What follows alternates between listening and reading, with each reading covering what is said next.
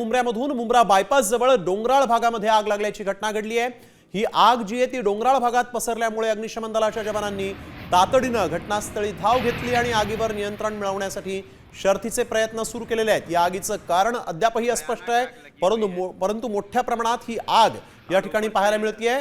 डोंगराला या आगीनं आपण बघतोय कशा पद्धतीने वेढलेलं आहे। ही आग विझवण्यासाठी शर्थीचे प्रयत्न सध्या सुरू आहेत। मुंब्रा बायपास ज्या भागातून जातो त्याच डोंगराला ही भीषण आग लागलेली आहे।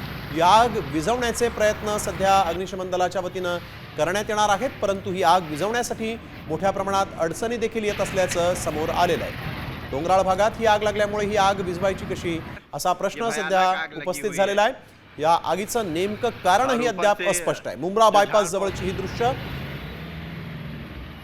डोंगराळ भागाला ही आग लागलेली आहे। ही आग विझवण्यासाठी शर्थीचे प्रयत्न करण्यात येत आहेत। मुंब्रा बायपासच्या भागामध्ये त्याच ठिकाणी असलेल्या या डोंगराळ भागाला ही आग लागली आहे। यावेळी थेट दृश्य आपण बघतोय मुंब्रा परिसरातली। मुंब्रा बायपास जवळ असलेल्या या डोंगराळ भागाला अचानक ही आग लागली। ही आग क्षणातच भडकलेली आहे।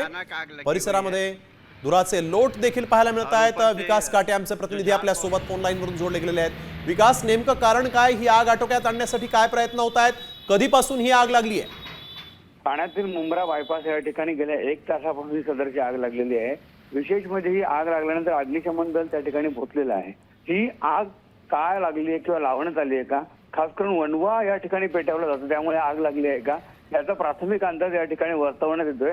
अग्निशमन दलाच्या माध्यमातून सदरची आग आटोक्यात आणण्यासाठी प्रयत्न करण्यात येत आहेत। महानगरपालिकेच्या वतीने देखील सदरची आग आटोक्यात आणण्यासाठी प्रयत्न सुरू असल्याचं कळत आहे आणि या संदर्भात आपण वेळोवेळी तुमच्याकडून सगळे ताजे अपडेट घेणार आहोत। तुर्तास धन्यवाद विकास।